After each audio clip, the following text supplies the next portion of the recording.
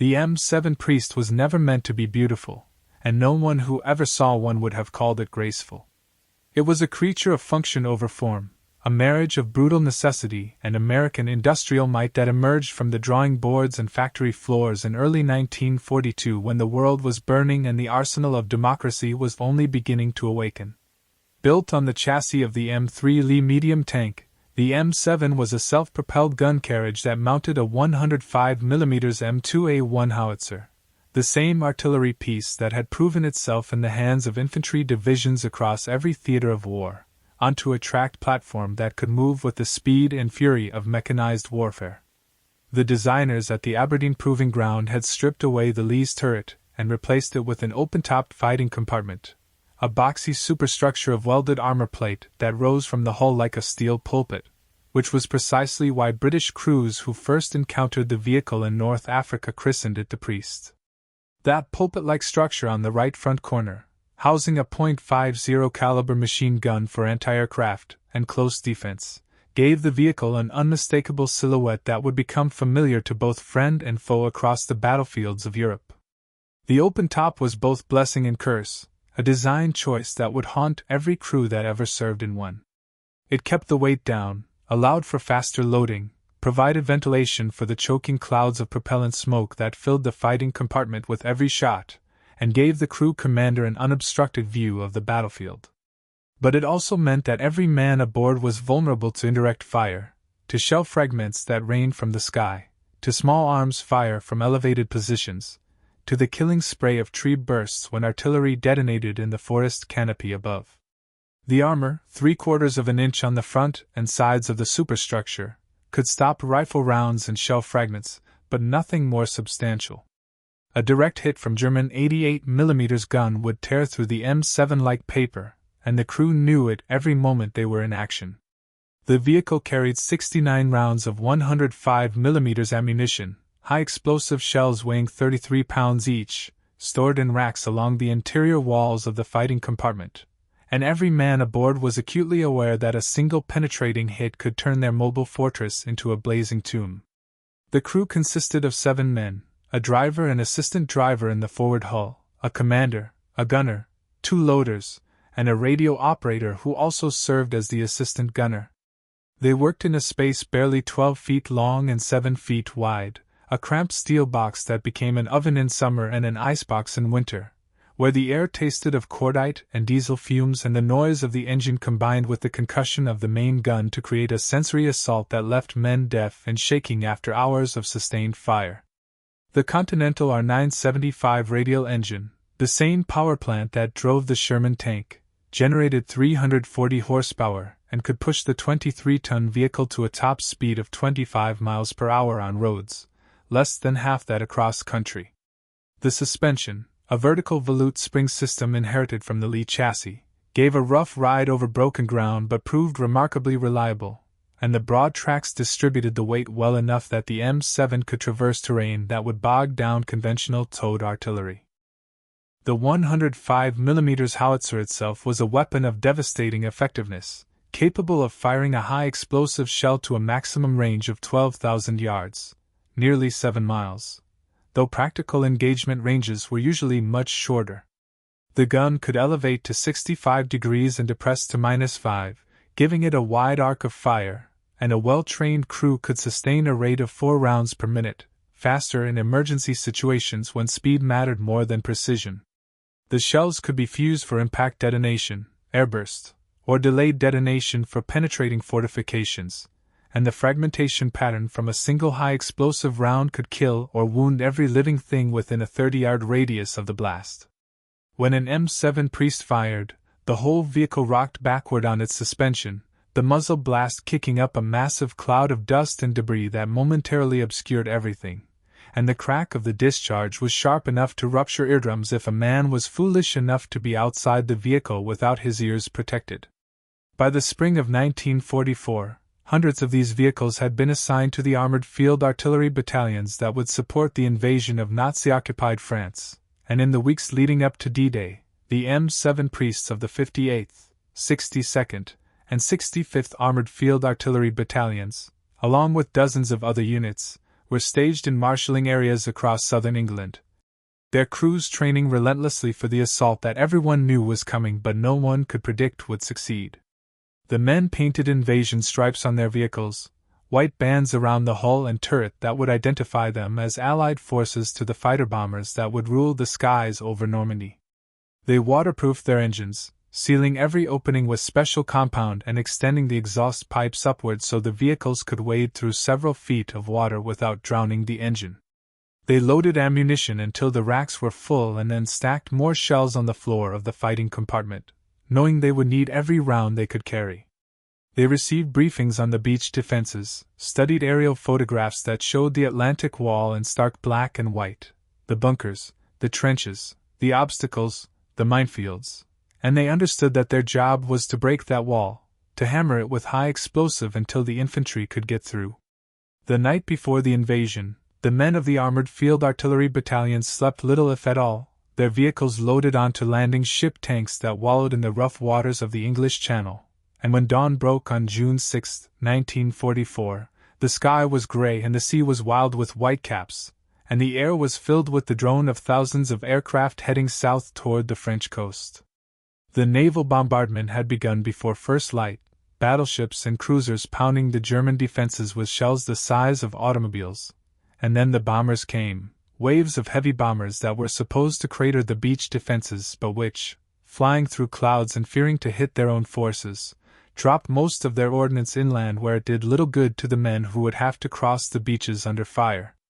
The LSTs plowed through the heavy seas, their flat bottoms slamming into every wave, and below decks the M7 crews sat in their vehicles, engines running to keep the batteries charged, breathing diesel fumes and trying not to think about what was waiting for them on the other side of the ramp. At Omaha Beach, where the cliffs rose steep and forbidding and the German 352nd Infantry Division waited in positions that had been months in the preparation, the first waves of infantry went in without armor support, and the slaughter was immediate and terrible. Men died in the water, cut down by machine gun fire before they could reach the sand, and those who made it to the beach found themselves pinned against the seawall, unable to advance, unable to retreat, with German guns firing down on them from positions that seemed impregnable. The carefully laid plans dissolved in the chaos of combat, units became intermixed, officers were killed, and for several hours it seemed that the invasion might fail right there on that blood-soaked strip of sand. The M7 priests of the 58th Armored Field Artillery Battalion were supposed to land in the second wave, but the rough seas and the confusion on the beach delayed their arrival, and when the LSTs finally dropped their ramps in the shallow water several hundred yards from shore, the crews found themselves driving into a maelstrom. The driver of one M7, a kid from Nebraska named Tommy Reeves who had turned 20 years old 2 weeks earlier, felt his stomach drop as the ramp splashed down and he saw the beach through the forward vision port, a nightmare landscape of burning vehicles, dead men rolling in the surf, and geysers of sand and water where German artillery shells were landing among the landing craft. The commander, a captain named Frank Morrison who had trained with the battalion since its formation, stood in the open commander's position and shouted into the intercom over the scream of the engine and the thunder of explosions. "Driver, forward! Get us to the beach!" Reeves pushed the throttle forward and the M7 lurched down the ramp into 4 feet of water, the waterproofing holding, the tracks biting into the sandy bottom, and they began the terrifying wade to shore with water breaking over the bow and German machine gun bullets sparking off the armor plate. They were 50 yards from the beach when a mortar round detonated in the water to their right, close enough that the blast wave slammed into the side of the vehicle and Morrison felt the shrapnel ping off the armor like deadly hail. The radio operator, crouched inside the fighting compartment, was praying in a steady monotonous whisper, the same prayer over and over, and one of the loaders was vomiting into his helmet from fear and seasickness combined. Then the tracks caught solid ground and they were climbing out of the water, the engine roaring, and Reeves steered around a knocked-out Sherman that was burning fiercely, its ammunition cooking off in a series of sharp cracks that sounded like firecrackers. Morrison could see the seawall ahead, and beyond it the bluffs where the German positions commanded every inch of the beach, and he knew they had to get the gun into action immediately, or the infantry huddled behind that seawall were going to die where they lay. "Gunner, target bunker, 11 o'clock, 500 yards. Morrison's voice was steady despite the fear that gripped his chest like a vice, and the gunner, a Mexican-American from Texas named Garcia who could lay a gun with the precision of a watchmaker, traversed the howitzer left and squinted through the sight. The bunker was a concrete emplacement built into the face of the bluff, its firings slit a dark rectangle from which the muzzle flashes of a German machine gun strobed like lightning. The gun was enfilading the beach, firing down the length of the seawall, and Morrison could see American soldiers dying under that fire, their bodies jerking and falling as the bullets found them. Range 500, charge 5, point detonating fuse.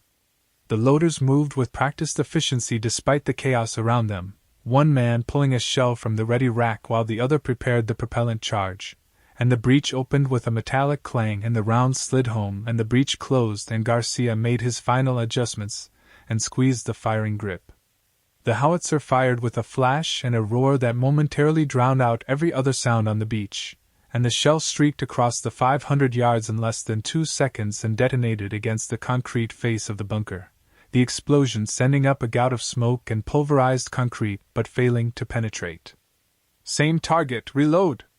Morrison was already watching through his binoculars, seeing the machine gun still firing, and the next round was loaded and Garcia fired again, and this time the shell went through the firing slit and detonated inside the bunker, and the machine gun fell silent as the crew was obliterated in the confined space. A ragged cheer went up from the infantry behind the seawall, and Morrison felt a fierce satisfaction even as he searched for the next target, because there were dozens more bunkers, dozens more machine gun nests, and the day had only just begun. The M7 settled into a position in the lee of a knockout landing craft, the only cover available, and began working methodically through the German defenses.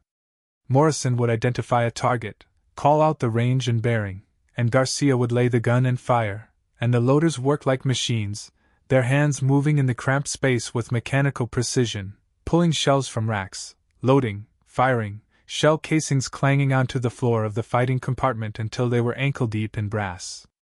The air inside the vehicle became a choking fog of propellant smoke despite the open top, and the crew's faces turned black with powder residue, and their ears rang from the concussion until they could barely hear the commands shouted over the intercom. German artillery began to search for them, 88mm rounds from guns positioned inland walking toward their position, each explosion closer than the last, and Morrison knew they had to move or die, but they stayed in action for another 10 minutes, firing as fast as they could load.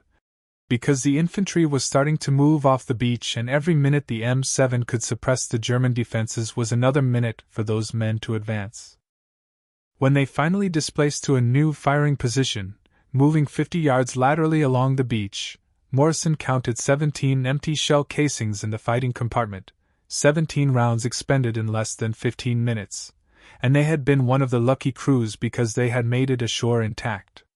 He could see other M7s scattered along the beach, some still firing, some burning, one flipped on its side where it had driven into a crater, and he thought about the men in those vehicles and pushed the thought away because there was no time for grief or horror, only the job at hand. The battle for Omaha Beach raged all through that day, the Americans clawing their way up the bluffs 1 yard at a time, engineers blowing gaps in the wire, infantry storming the trenches with grenades and rifles, and behind them the M7 priests kept up their fire support, lobbing shells onto the German positions with methodical fury. At Utah Beach, where the landing had gone more according to plan and the casualties were lighter, the M7s of the 65th Armored Field Artillery Battalion rolled ashore in better order and immediately began supporting the 4th Infantry Division's advance inland. The terrain behind Utah was different from Omaha, flat bocage country crisscrossed with hedgerows, ancient earthen walls topped with dense vegetation that divided the landscape into small fields and created a defender's paradise.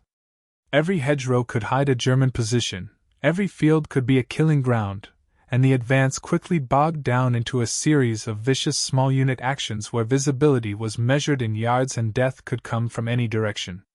The M7s learned to position themselves at the corners of fields where they could fire over the hedgerows, and they developed tactics for blowing gaps in those earthen walls, using delayed fuse shells set to penetrate several feet before detonating.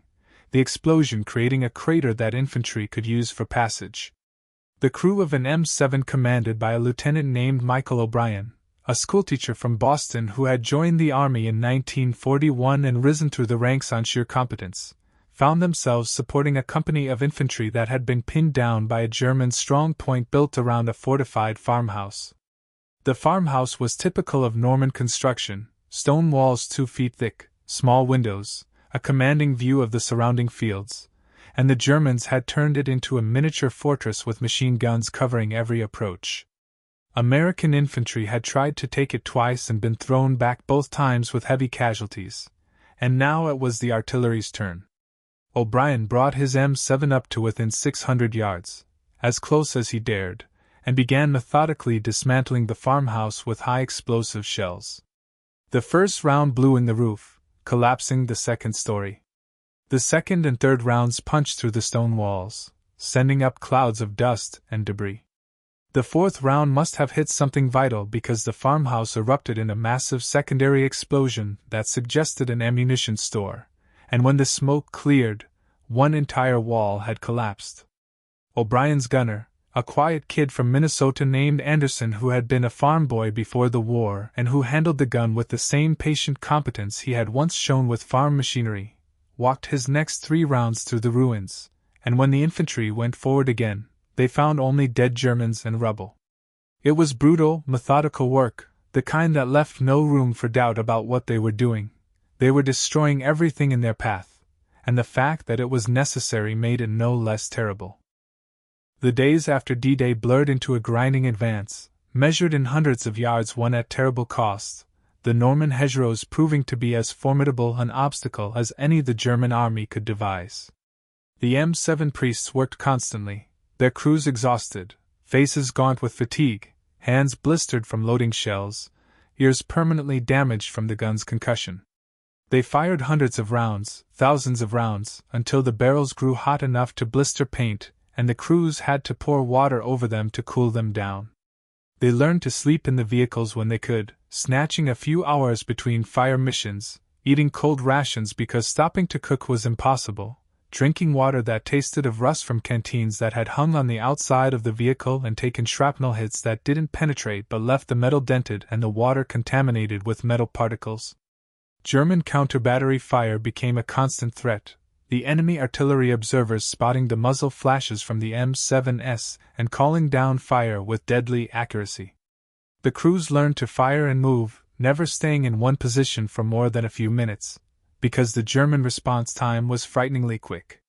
One battalion lost 3 M7s in a single afternoon when they were caught in the open by a barrage from German Nebelwerfer rocket launchers, the screaming projectiles descending like the wrath of God and bracketing the position with explosions that tore the vehicles apart and killed everyone inside.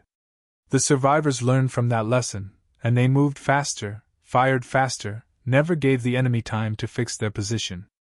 The Battle of Caen became a weeks-long nightmare of urban combat and artillery duels, the ancient Norman city contested with a ferocity that reduced much of it to rubble. British and Canadian forces were pressing from the east while American forces pushed from the west, trying to encircle the German defenders, and the M7 priests found themselves firing into the city, their shells adding to the destruction. The crew of Captain Morrison's M7, which had survived the landing at Omaha and the subsequent advance, was positioned in a ruined village on the outskirts of Caen, firing in support of a Canadian infantry battalion that was fighting house to house in the suburbs. The targets were German strongpoints, machine gun positions in cellars and upper floors, and Morrison felt a sick guilt every time he called in fire on a building that had probably housed families before the war. But the alternative was to let the infantry go forward without support, and that meant dead soldiers, and so he called the targets, and Garcia laid the gun, and they fired. A German sniper nearly killed Morrison during that battle, the bullet cracking past his head so close he felt the shock wave and then heard the rifle shot a fraction of a second later. He dropped into the fighting compartment so fast he nearly broke his ankle, his heart hammering, and the crew swiveled the .50 caliber in the pulpit mount and hosed down the building where the shot had come from, the heavy machine gun bullets tearing through the stone and mortar. They never knew if they got the sniper, but there were no more shots from that direction. It was moments like that which reminded Morrison that death was always present, always waiting, and the open top of the M7 that gave him such good visibility also made him a target for every German soldier with a rifle and a steady hand. Operation Cobra, the breakout from Normandy in late July, unleashed the full fury of American mechanized warfare, and the M7 priests were in the vanguard of the advance. The operation began with a massive aerial bombardment. Thousands of tons of bombs dropped on a 5-mile-wide section of the German front line, and then the armor rolled forward, Shermans and M7s side by side, and the German line that had held for weeks suddenly shattered. The advance became a race, armored columns pushing deep into the German rear, bypassing strong points, cutting supply lines, sowing chaos, and the M7s struggled to keep up with the tanks, their slower speed a disadvantage now that the front was fluid and movement was everything. They fired on the move when they had to, the gunner struggling to lay the weapon while the vehicle bounced over rough ground, the shells landing with wild inaccuracy, but the psychological effect on the Germans was devastating. Here was an enemy that could bring artillery fire to bear instantly, without the laborious process of setting up towed guns, and the German troops caught in the open by these mobile gun carriages were slaughtered. The crew of Lieutenant O'Brien's M7 found themselves in a running fight with a column of German trucks and half-tracks trying to retreat eastward, and they fired at point-blank range, less than 200 yards, the high-explosive shells designed for indirect fire proving equally effective when fired directly at soft targets. The first shell hit a truck loaded with infantry and the vehicle disintegrated in a ball of flame, bodies thrown into the air like rag dolls. And the next shell hit a half-track and flipped it over, and the German column scattered in panic, vehicles careening off the road, soldiers leaping out and running for cover. O'Brien's .50 caliber gunner, a tough kid from Brooklyn named Kowalski who had been a dock worker before the war, raked the fleeing Germans with machine gun fire, the tracers lacing through the dusk, and it was a massacre, pure and simple, the kind of one-sided slaughter that left even the victors sick and shaken. When it was over, O'Brien counted 37 destroyed vehicles and he stopped counting bodies after he reached 50. The liberation of French towns and villages became a strange counterpoint to the horror of combat, the M7 crews suddenly finding themselves treated as heroes by people who had lived under German occupation for 4 years. They rolled into towns that the Germans had abandoned, and the streets would fill with people, cheering, crying, offering wine and food, and the crews would smile and wave and accept the gifts and try not to think about the fact that in a few hours they would be killing again. A woman in one village gave Morrison a bottle of Calvados, apple brandy that burned like fire, and he shared it with his crew that night, and they got drunk for the first time since leaving England, sitting in the open field next to their M7, passing the bottle around, and for a few hours they were not soldiers but just young men trying to find a moment of peace in the midst of madness. The advance across France became a headlong rush, the German army in retreat, trying to reach the German border before the Allied forces could cut them off completely. The M7 priests pushed forward with the armored columns, sometimes driving 40 or 50 miles in a day, a pace that would have been unthinkable in the hedgerows of Normandy but which now seemed routine. They fired less frequently now because the Germans were running, but when they did encounter resistance, it was fierce and desperate, last-stand defenses at river crossings and towns that the Germans had been ordered to hold at all costs. The crew of an M7 in the 62nd Armored Field Artillery Battalion found themselves supporting an assault across the Moselle River, the vehicle positioned on the west bank and firing across the water at German positions on the far side, the shells arcing high and falling with precision onto bunkers and machine gun nests that commanded the crossing site. The infantry made it across in assault boats, established a bridgehead, and engineers threw up a pontoon bridge, and the M7s crossed and continued the advance. By September 1944, the advance had outrun its supply lines. The gasoline and ammunition that fueled the war effort stretched thin over hundreds of miles of recaptured territory, and the offensive ground to a halt within sight of the German border. The M7 crews welcomed the pause, their vehicles worn from constant use, tracks stretched and ready to break, engines in need of maintenance, guns in need of cleaning, and the men themselves exhausted beyond description. They spent 2 weeks in a rest area, sleeping for the first time in real beds, eating hot food, getting their uniforms cleaned, writing letters home that had been postponed for weeks. Morrison wrote to his wife in Michigan, trying to find words to describe what he had seen and done, and finding that the words did not exist, or if they did exist, they were words he could not write because they would frighten her and accomplish nothing. So instead he wrote about the small things, the French countryside in autumn, the kindness of the people in the liberated villages, the competence and courage of his crew, and he sealed the letter and handed it to the mail clerk and hoped it would reach her before the next phase of the war began. The next phase came with the crossing of the Rhine, the final barrier before the heart of Germany, and the M7 priests were there for that too, supporting the assault crossings in March 1945, firing across the river at German positions that had been prepared for defense, hammering them with high explosive until the infantry could get across and establish a foothold on the far bank.